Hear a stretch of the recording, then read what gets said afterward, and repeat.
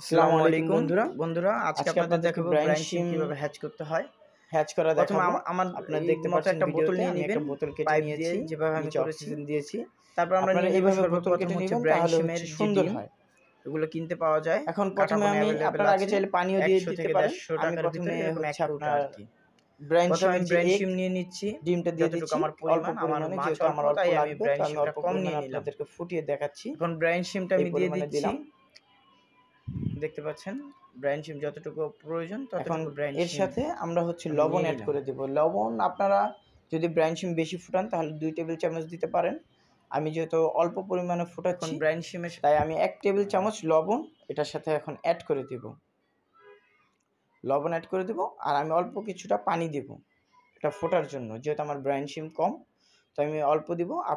আপনাদের যদি ব্রাইন শিম বেশি থাকে তাহলে আপনারা বেশি পানি দিয়ে ফোটাতে পারেন, হ্যাচ করতে পারেন। তো দেখতে পাচ্ছেন আমি কিছুটা পানি অ্যাড করে নিলাম। অ্যাড করে আমি হচ্ছে অক্সিজেনের যেই সুইচটা দিয়ে দেব। সুইচটা দিয়ে দিলে 24 থেকে 48 ঘন্টার ভিতরে ব্রাইন শিম হ্যাচ হয়ে যায়। আমি একটা জিনিস দেখেছি 24 থেকে 48 ঘন্টার ভিতরে হ্যাচ হয়ে যায়, কিন্তু আমি হচ্ছে আমার ব্রাইন শিমের যে কৌটাটা ওইটা আমি ফ্রিজে নরমালে রাখি, যার কারণে 24 ঘন্টার ভিতরে আমার ডিমগুলো ফুটে যায়। 100-র ভিতরে 90% ডিম আমার ফোটে। আমার খুব কম মিস যায়, বা বলতে তার থেকেও আরও বেশি বলা যায়, কারণ আমার প্রচুর পরিমাণে আপনার ডিম ফোটে, কারণ আমি হচ্ছে ফ্রিজে রাখি।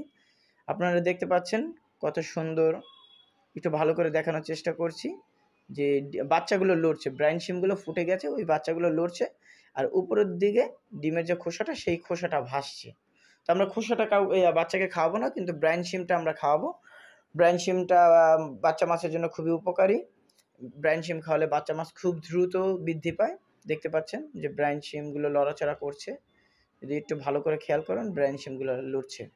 তো আপনারা সবাই বাচ্চা মাছকে ব্রাইন শিম খাওয়াবেন। ব্রাইন শিম খাওয়ালে আপনার এতটুকু বলতে পারি যে বাচ্চা মাছগুলো খুব দ্রুত বড় হবে, বাচ্চা মাছগুলো মরবে না, বাচ্চা মাছ লাইভ ফুডটা বেশি করে।